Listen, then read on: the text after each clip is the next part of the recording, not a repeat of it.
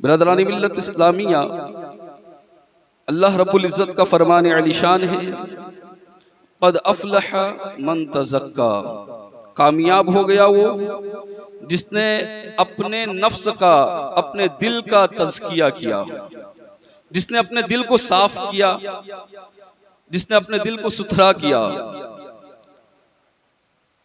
रमजानुल मुबारक का महीना ये इस कदर अजीम महीना है कि ये महीना हमारे दिल को साफ करने के लिए आता है, तज़किये नफ्स के लिए आता है। दरअसल रोजा जो है ये इसीलिए है, तज़किये नफ्स के लिए ही है। ये बहुत अहम महीना है।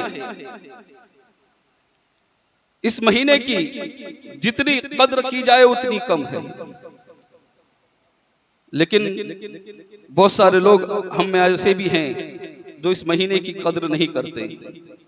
हम देख रहे हैं कुछ लोग ऐसे भी हैं जो रोज़ा भी नहीं रखते, कुछ लोग ऐसे हैं जो नमाज भी नहीं पढ़ते, फजर तक की नमाज, कुछ लोग ऐसे जो सहरी खाकर सो जाते हैं और फजर की नमाज में भी हाजिर नहीं होते। ये कितने बड़े अफसोस की बात है कि इतना अजीम महीना मिलने के बाद, जानते हो कितना अजीम महीना है।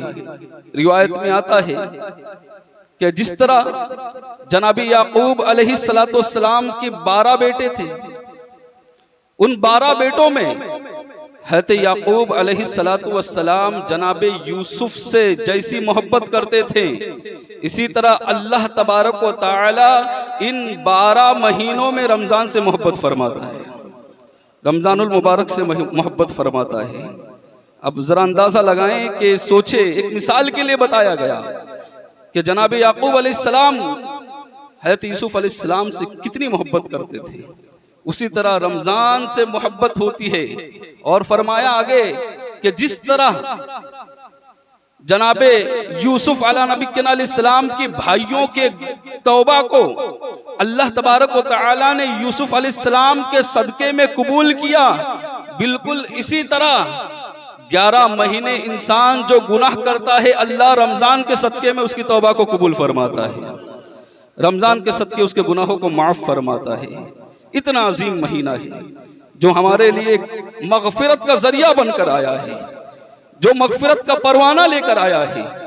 ऐसा अजीम महीना आया है, उसके बावजूद भी हम उसकी अगर कद्र ना करें, इस महीने के अंदर अगर हम अपनी बख्शिश ना करा लें, इस महीने में रब की तरफ रुजू करके माफ़ी ना मांगे, तो फिर मैं पूछना चाहता हूँ कि हलाकत हमारे लिए नहीं होगी तो किसके लिए होगी?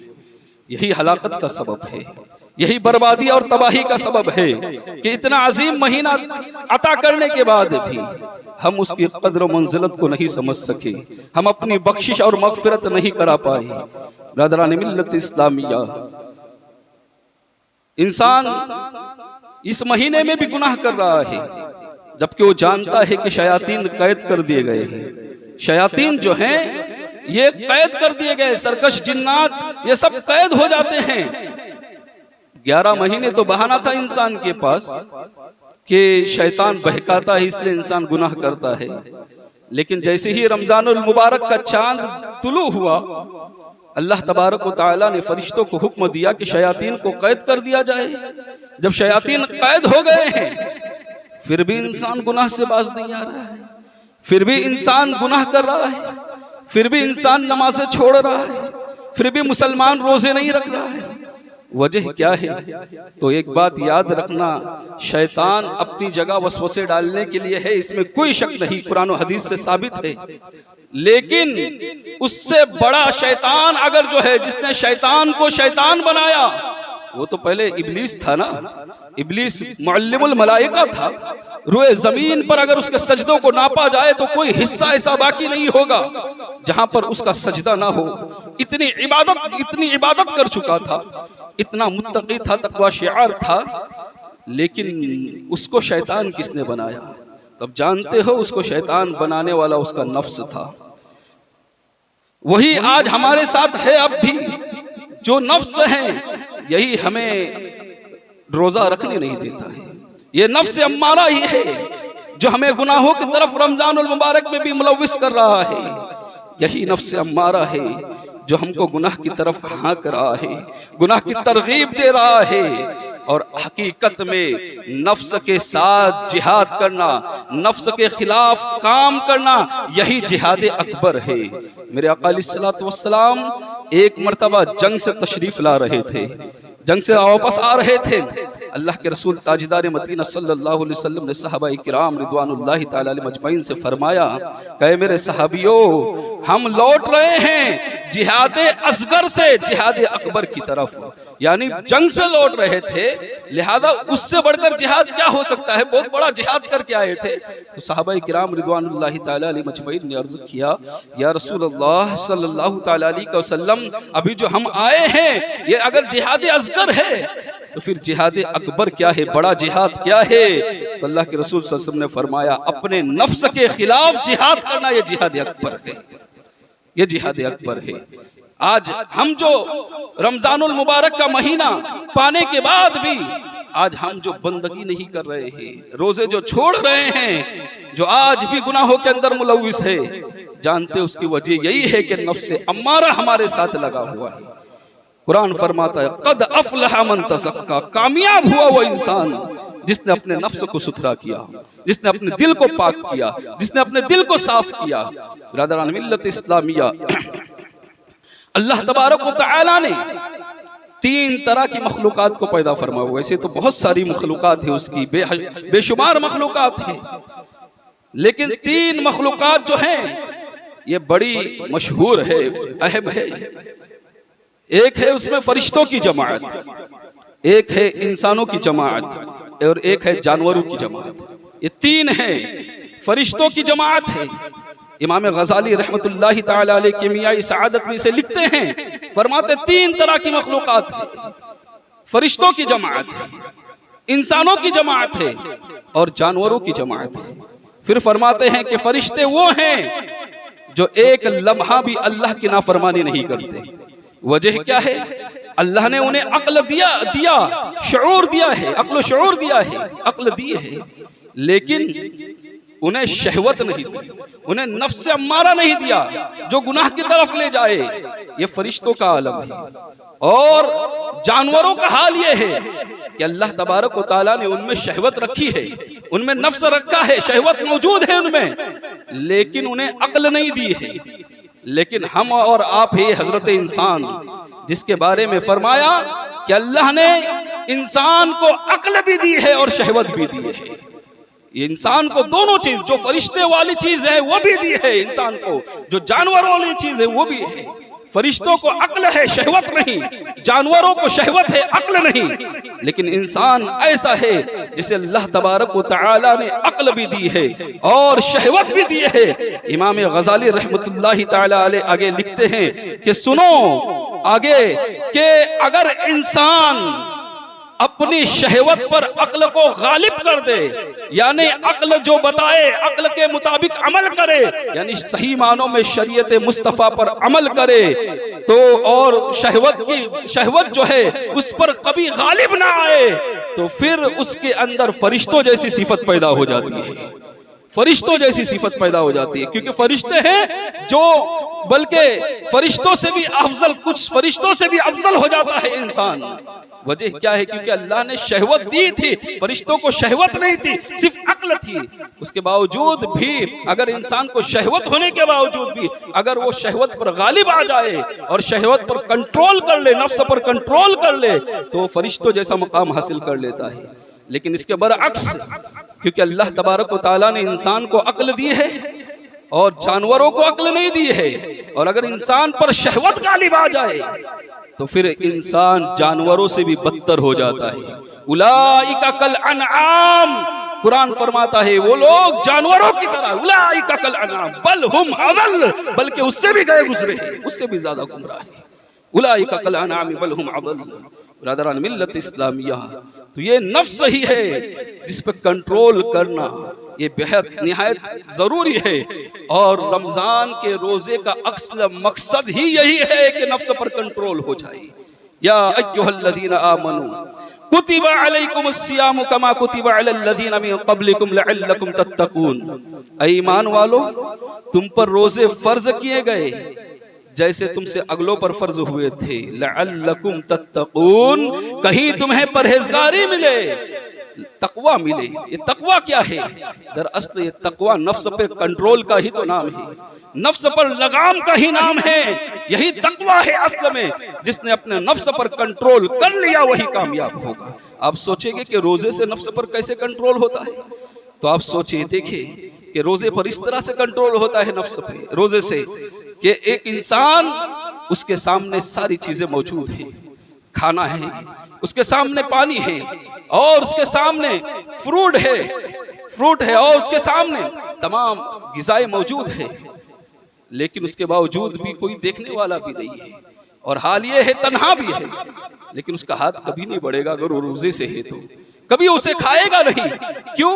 नफ्स पर कंट्रोल आ गया है, नफ्स पर ताकत आ गई है, नफ्स पर गलबा आ गया है। नफ्स कहता है कि मुझे पानी की प्यास लगी है, नफ्स कहता है मुझे भूख लगी है, लेकिन अक्ल कहती है, अक्ल ने फैसला किया नहीं, शरीयत मोहम्मदी ये कहती है कि रमजान उल मुबारक के अंदर सुबह सादिक से लेकर गुरूब आफ्ताब तक कुछ खाया भी नहीं चाहिए, कुछ पिया भी ना चाहिए।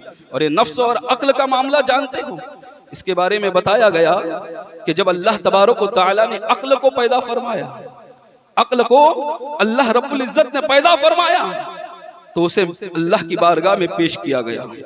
अल्लाह रब्बुल इज्जत ने पूछा है, ऐ अक्ल, ये बता मैं कौन हूं और तू कौन है। अक्ल से पूछा कि बता तू कौन है और मैं कौन हूं। तो अक्ल ने जवाब दिया, अना अब्दुका व अंत रब्बी, या अल्लाह मैं तेरा बंदा हूं और तू मेरा रब है। या अल्लाह मैं तेरा बंदा हूं, तू मेरा रब है। अल्लाह तबारक व तआला को जवाब पसंद आया, फरमाया ऐ अक्ल जा, हमने तुझे इज्जतों से नवाज दिया, अभी अक्ल जहां पर भी जाएगी इज्जतें उसके साथ रहेगी। अब देखे, जिसके पास भी अक्ल होगी इज्जतें उसके पास होगी, जिसके पास अक्ल होगी इज्जतें दौड़ कर उसके पास चली जाएगी। तो ये अक्ल की वजह से अल्लाह तबारक व तआला ने अक्ल को इज्जत अता फरमाई। फिर जानते हो नफ्स को भी पेश किया गया, नफ्स को भी अल्लाह रब्बुल इज्जत की बारगाह में पेश किया गया। फिर नफ्स से पूछा, है नफ्स ये बता तू कौन है और मैं कौन हूं। नफ्स से पूछा, ए नफ्स बता तू कौन है और मैं कौन हूं। तो नफ्स ने जानते हो क्या जवाब दिया, कहा अंता अंता अना अना, तू है मैं हूं। मैं कहती है ना, नफ्स का काम ही है मैं करना, मैं करना। नफ्स ने जवाब दिया तू है और मैं हूं। अल्लाह तबारक व तआला ने हुक्म दिया 100 साल तक इसको आग के अंदर जलाओ। फिर फरिश्तों ने उस नफ्स को आग में जलाया 100 साल तक। फिर 100 साल के बाद फिर हुक्म हुआ कि उसे दोबारा पेश किया जाए, दोबारा हाजिर किया जाए। फिर पूछा 100 साल जलने के बाद, फिर पूछा कि अब बता ए नफ्स तू कौन है और मैं कौन हूं। अल्लाह ने पूछा कि नफ्स बता तू कौन है मैं कौन हूं। तो नफ्स ने फिर कहा अना अना अंता अंता, मैं हूं तू है। 100 साल जलने के बाद भी उसका जवाब यही था कि मैं हूं, मैं हूं। आज ये मैं जो है ये बहुत बुरी चीज है। ये मैंने सबको तबाह कर दिया है, मैंने सबको बर्बाद कर दिया है। ये मैं जो कहलवाता है ये कोई और नहीं, ये नफ्स ही कहलवाता है। तो फिर अल्लाह तबारक व तआला ने हुक्म दिया फरिश्तों को कि इसे लेकर जाओ और 100 साल तक इसे भूखा भी रखो, इसे प्यासा भी रखो, इसको कुछ खाने को भी मत दो, इसको कुछ पीने के लिए भी न दिया जाए। 100 साल तक उसे ऐसे ही रखा जाए। अब नफ्स को ले जाया गया, 100 साल तक इस तरह से रखा गया कि ना उन्हें उसे खाने को दिया गया, ना उसे पीने को दिया गया। फिर 100 साल के बाद फिर अल्लाह तबारक व तआला ने फरमाया कि नफ्स को मेरे सामने पेश किया जाए, नफ्स को मेरे सामने हाजिर किया जाए। जो ही नफ्स अब रब की बारगाह में हाजिर हुई, अल्लाह तबारक व तआला ने अब पूछा कि ऐ नफ्स बता तू कौन है और मैं कौन हूं। अब नफ्स का जवाब बदल चुका था। नफ्स ने कहा कि अल्लाह तू मेरा रब है, मैं तेरा बंदा हूं। अल्लाह तबारक व तआला ने फरिश्तों से बताया कि सुनो फरिश्तों, इसे 100 साल तक जलाया गया लेकिन इसकी अना खत्म ना हुई, इसका मैं खत्म ना हुआ। इसे भूखा और प्यासा रखा गया, इसकी अना खत्म हो गई। मेरे बंदों को भी मैं भूखा और प्यासा रखूंगा, नफ्स पर कंट्रोल हासिल आ जाएगा। नफ्स पर इंसान गालिब आ जाएगा। तो ये भूखा रहने से इंसान को नफ्स पर कंट्रोल आता है, और ये हकीकत है। आप देखें तो सही, रमजानुल मुबारक के महीने में आप देखते होगे बज़ाहिर दूसरे महीनों के उनके मुकाबले में रमजान में इबादतें बढ़ जाती है। इंसान भूखा है, बज़ाहिर ऐसा लगता है कि भूखा रहने से कमजोरी आ गई है, ऐसा लगता है भूखा रहने से ताकत में कमी आ गई है। लेकिन पूछना चाहता हूँ, गैर रमजान में अजान की आवाज सुनने के बाद भी मस्जिद तक दौड़कर नहीं आते थे, लेकिन रमजान में भूखे हो, भूख भी लगी है, प्यास भी लगी है, और मुअज्जिन हय्या अलस सलाह हय्या अलल फलाह कहता है, मस्जिद तक दौड़ कर आ रहे हो। ये बताओ ताकत कम हुई है या बढ़ गई है? आपको मानना पड़ेगा ताकत कम नहीं हुई है, ताकत बढ़ गई है। और ये वो ताकत नहीं है जो जिस्मानी है, ये तो कम हो रही होती है, रूहानी ताकत बढ़ गई होती है, रूहानी ताकत ज्यादा होती है, जिसकी वजह से ना गैर रमजान में आधा पारा पढ़ने के लिए बोल दो, आपको समझ में आ जाएगा। लेकिन यही रमजानुल मुबारक के महीने में आप देखें तो सही, लोग जो है कुछ कुछ ऐसे भी हैं जो 10-10 पारे की तिलावत करते हैं, लोग ऐसे भी हैं जो 15-15 पारों की भी तिलावत करते हैं, कुरान अजीम पढ़ते हैं, नमाज तस्बीह हर वक्त इबादत में लगे रहते हैं। मैं पूछना चाहता हूँ, अगर कमजोरी आ गई होती तो ये तो होना चाहिए था कि वो इतनी इबादत ना करता, 10 पारे गैर रमजान में नहीं पढ़ पाता, रमजानुल मुबारक में 10-10 पारे पढ़ रहा है। मानना पड़ेगा रूहानी ताकत बढ़ गई है। इसी तरह ज्यादा दिन मत जाए, दूर मत जाए, रमजानुल मुबारक जब इख्तिताम पर होता है, चांद रात आती है, ईद का चांद नजर आता है, उस रात में ईशा के अंदर नमाजियों की तादाद देख लो। ईशा के बाद जो है सिर्फ कुछ लोगों से, क्योंकि वो बहुत बड़ी रात है, याद रखना, मैं उसकी फजीलत फिर कभी बयान करूंगा कि उसकी फजीलत क्या है। लैलतुल जायजा कहा जाता है, बड़ी फजीलत है उसकी, लेकिन उसके बावजूद भी इनाम लेने वाली रात है, उसके बावजूद भी उस रात में ईशा के बाद कुछ लोगों को बोल दो कि 4-4 रकात नवाफिल पढ़ रहे, तो फिर खुद ब खुद समझ में आएगा कि कितनी सुस्ती आ गई है। लेकिन हाल ये है कि रमजान में 17 रकात पढ़ने के बाद 20 रकात पढ़ता हुआ नजर आ रहा है। सुबह से लेकर शाम तक भूखा है, शाम में इफ्तारी की है, इफ्तारी करने के बाद कुछ लोगों को एसिडिटी भी हो गई है, कुछ लोगों को तकलीफ भी शुरू हो गई है, उसके बावजूद भी हाल ये है कि वो तराबे पढ़ रहा है। मानना पड़ेगा ये नफ्स पर कंट्रोल आ गया है, और सही मानों में नफ्स पर कंट्रोल की वजह से रूहानी ताकत बढ़ गई है, रूहानी ताकत बढ़ गई है। बिरादरान मिल्लत इस्लामिया, इंसान का कंट्रोल अगर नफ्स पर आ जाए तो फिर उसकी रूहानी ताकत बढ़ जाती है। बुजुर्गान दीन का ये तरीका कार था कि वो नफ्स पर बड़ा कंट्रोल हासिल था उन लोगों को। हर वक्त उनकी फिक्र यही होती थी कि नफ्स के खिलाफ काम करना है, जो कुछ भी करना है नफ्स ने अगर कहा ना ऐसा तो फिर अब नहीं करना है, बस नफ्स के खिलाफ ही काम करना है। हज़रत ज़ुन्नून मिस्री रज़ियल्लाहु ताला बहुत बड़े बुजुर्ग है। मामला यूं हुआ कि 10 साल तक फरमाते हैं कि 10 साल तक मैंने नफ्स की मुखालिफत किया। नफ्स ने कहा लजीज खाना खाना है, मैंने कहा कि अब नहीं खाऊंगा। अक्ल को गलबा दिया और नफ्स के खिलाफ काम किया। फरमाया 10 साल लग गए इस बात को। जब भी नफ्स कहता था नहीं आज लजीज खाना खाना है, लज्जतदार खाना खाना है, तो हजरत ज़ुन्नून मिस्री कहते थे नहीं, मैं उसी वक्त इरादा कर लेता था कि अब नहीं खाऊंगा। 10 साल हो गए कभी लजीज खाना नहीं खाया। फिर एक दिन आया, ईद का दिन था, ईद की एक रात दिन से एक दिन पहले अब नफ्स ने कहा हजरत ज़ुन्नून मिस्री रहमतुल्लाहि ताला अलैहि से कि ज़ुन्नून कल ईद का दिन है, 10 साल गुजर चुके हैं, कई ईदें गुजर चुकी हैं, तूने लजीज खाना नहीं खाया है। एक काम करना, कल ईद का दिन है ना, सब अच्छे अच्छे गिजाएं खाएंगे, ज़ुन्नून तू भी अच्छी गिजा खा लेना, लजीज खाना खा लेना। हज़रत ज़ुन्नून मिस्री ने नफ्स को समझाया ठीक है आज तेरी बात मान लूंगा, लेकिन सुन मेरी भी एक शर्त है, उस शर्त को अगर मैंने पूरी कर लिया तो फिर मैं यकीनन जो है कल लजीज खाना खाऊंगा, लजीज खाना तनाउल करूंगा।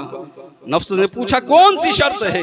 कहा ज़ुन्नून आज लैलतुल जायजा है, आज इनाम वाली रात है। ज़ुन्नून आज ऐसी इबादत कर ले, ऐसी इबादत कर ले कि 2 रकात नमाज पढ़ ले और उस 2 रकात के अंदर पूरा कुरान मुकम्मल कर ले। अगर तू कामयाब हुआ तो कल लजीज खाना मिलेगा। अल्लाहु अकबर। फिर लैलतुल जायज़ा में हज़रत ज़ुन्नून मिस्री रहमतुल्लाहि ताला अलैह ने 2 रकात नमाज शुरू की। सोचो कैसी नमाज पढ़ते हैं, 2 रकात, ऐसी नमाज की नियत कि पूरा कुरान मुकम्मल करना है। और आज हमारा हाल ये है कि हमारा नमाज में दिल ही नहीं लगता। तरावे के बाद 2 रकात 4 रकात होने के बाद घड़ी को ऐसे घूम कर देखते हैं, ऐसा लगता है कि 2 घंटे हो गए या 4 घंटे हो गए। ये हाल हो गया है हमारी कौम का। अगर 5 मिनट लेट भी हो जाए तो कौन सा तुम्हारा इतना अर्जेंट काम रुका हुआ है और हजारों लाखों रुपए का नुकसान होने वाला है। क्यों इतनी फिक्र में हो कि मस्जिद को छोड़कर सिर्फ भागने की बात करते हो। ये इबादत की रात है। ये तरावीह जो दी गई है ना, इसका ये मकसद नहीं है कि 1 घंटे में पूरा होना चाहिए और हमने शेड्यूल बना लिया बस, नहीं, बल्कि इसका मकसद ये है कि रात में जितनी ज्यादा हो सके इबादत की जाए। इसलिए तरावीह है, रात में जितनी ज्यादा हो सके अल्लाह की बंदगी की जाए, अल्लाह को राजी किया जाए, इसलिए तरावीह थी। भागने के लिए तरावीह नहीं है। ब्रदरान मिल्लत इस्लामिया कोशिश करे कि हरगिज़ नहीं, घड़ी को 1 घंटा तो देखे ही नहीं, 1 घंटे तक तो ध्यान ही ना दे, क्योंकि आपका नमाज में ध्यान है या ये ध्यान है कि 5 मिनट में 2 रकात हो रही है या नहीं हो रही है, आपका कहाँ ध्यान है फिर। बहरहाल अर्ज ये कर रहा था, हज़रत ज़ुन्नून मिस्री रहमतुल्लाहि ताला अलैह 2 रकात नमाज पढ़ी, पूरा कुरान मुकम्मल फरमाया। सुबह ईद की नमाज के बाद घर आए, लजीज खाना मंगवाया। लजीज खाना जैसी हाजिर हुआ, सामने खाना था। अब खाना हाथ में ले उठाकर लुकमा बनाकर मुंह में डाल ही रहे थे कि नफ्स ने आवाज दी, ज़ुन्नून 10 साल हो गए तू मुझे शिकस्त दे रहा था, लेकिन 10 साल के बाद ही सही ज़ुन्नून तुझे आज मैंने हरा दिया है। आज मैं गालिब आ गया हूँ। लुकमा उठाकर दोबारा प्लेट में डाल दिया गया। कहा अब भी नहीं खाऊंगा। लोगों ने पूछा हुजूर क्यों नहीं खा रहे हो? खा तो लो, लजीज खाना है, ईद का दिन है, सब खा रहे हैं, आप क्यों नहीं खाते हो? हज़रत ज़ुन्नून मिस्री रहमतुल्लाहि ताला अलैह ने कहा नहीं, 10 साल की मेरी मेहनत रायगा चली जाएगी। 10 साल तक मैं अपने नफ्स पर कंट्रोल करके उसे शिकस्त दे रहा था। आज नफ्स का गलबा हासिल हो गया है और नफ्स बड़ा खुश हो गया है, इसलिए मैं नहीं खाऊंगा। अभी मुरीदीन को ये बात बता ही रहे थे हज़रत ज़ुन्नून मिस्री रहमतुल्लाहि ताला अलैह कि एक शख्स तबाक लेकर एक प्याले के अंदर लजीज खाना लेकर हाजिर होता है और अर्ज करता है हजरत ये खाना कबूल फरमा लीजिए, और ये खाना मैं आपको अपनी तरफ से नहीं दे रहा हूँ, बल्कि ये खाना वो खाना है कि रात सोया था, किस्मत बेदार थी, किस्मत जागी हुई थी और ख्वाब के आलम में मैंने अल्लाह के रसूल ताजदार मदीना सल्लल्लाहु अलैहि वसल्लम की जियारत की है, और ये खाना जो है मुझे किसी और ने नहीं दिया है, ये खाना अल्लाह के रसूल सल्लल्लाहु अलैहि वसल्लम ने दिया है। और फरमाया कि मेरे उम्मती सुन, अगर तू चाहता है क़यामत के दिन मेरा दीदार तुझे मैसर आ जाए तो ये खाना ले और ज़ुन्नून के पास जा और ज़ुन्नून को कहना कि मोहम्मद सल्लल्लाहु अलैहि वसल्लम इब्ने अब्दुल्लाह ने कहा है कि ये खाना खा लो, आज नफ्स के साथ सुलह कर लो। जैसे ही मेरे आका का हज़रत ज़ुन्नून मिस्री ने ये पैगाम सुना, क्या था, खाना उठाया, तनाउल फरमाया और हर लुक़मे पर झूमते जाते, वजद में आते और वजद में आकर कहते मैं फरमा बरदार हूँ, मैं फरमा बरदार हूँ, मैं फरमा बरदार हूँ। बिरादरान मिल्लत इस्लामिया, ये है नफ्स पर गलबा, ये है नफ्स पर कंट्रोल। तो ये किस चीज से आएगा? ये रोजा रखने से आएगा, क्योंकि रोजा आपने रखा है, आपने हर जायज चीजें जो थी गैर रमजान में आपने उसको तर्क कर दिया। खाना पीना और जिमा ये गैर रमजान में जायज था, लेकिन आपने रोजा रखने की वजह से आपके नफ्स पर कंट्रोल ऐसे आ गया कि आपने इसको तर्क कर दिया। तो वो चीजें जो ऑलरेडी हराम है, झूठ, गीबत, चुगलखोरी, जिना, किसी का लूट मार करना, किसी को धोखा देना और गीबतें करना, ये सारी चीजें जो है ये तो गैर रमजान में भी नाजायज व हराम थी। तो जो चीज गैर रमजान में जायज थी, रोजा रखने की वजह से आपने अपने नफ्स पर कंट्रोल करके उससे अपने आप को बचाए रखा है, तो आप पर ये लाजिम है, हम पर ये लाजिम है कि हम उन हराम चीजों से और ज्यादा परहेज करें। यकीनन अगर हमने ऐसा रोजा रखा तो हमारा नफ्स पर कंट्रोल आ जाएगा। कुरान फरमाता है क़द अफ़लह मन तज़क्का, कामयाब हुआ वो इंसान जिसने अपने नफ्स का तज़किया किया, अपने दिल का तज़किया किया। अल्लाह ताला से दुआ है कहने सुनने से ज्यादा अमल करने की तौफीक अता फरमाए। वमा अलैना इल्लल बलाग। अस्सलामु अलैकुम व रहमतुल्लाहि व बरकातहू।